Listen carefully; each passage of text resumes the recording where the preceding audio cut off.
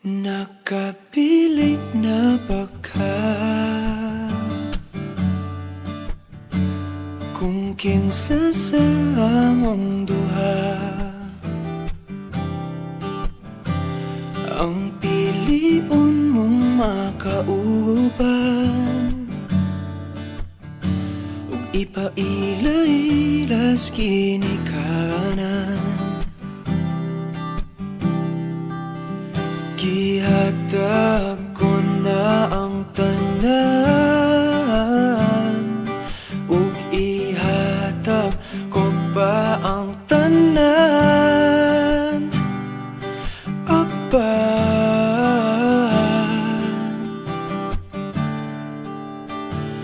kung siya man ang mapilian, wa ko'y mahimo ana, pero sakit lang gyud kaayo kung siya man ang maswertehan. Mo palayo na ko ninyo, ug ihilak na lang sa tako, pero ug iya kang biyaan, ug iyang binuangan pag mahitabo. Wala na siya'y balikan.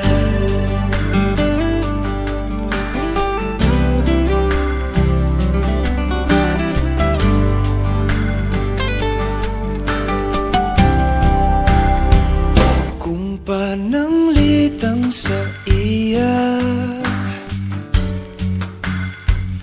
gyud maski ganahan ka, maghulat lang ko diring dapita,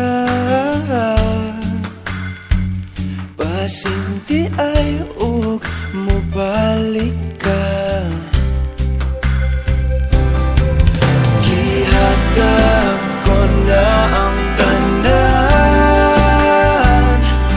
ug ihatag ko pa ang tanan.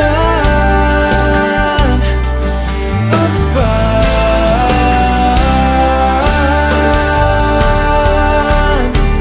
kung siya man ang napilian, wa ko'y mahimo ana, pero sakit lang gid kaayo kung siya man ang maswertehan. Mo palayo na ko ninyo, ug ihilak na lang sa tako, pero ug iya kang biyaan, ug iyang binuangan pag mahitabo.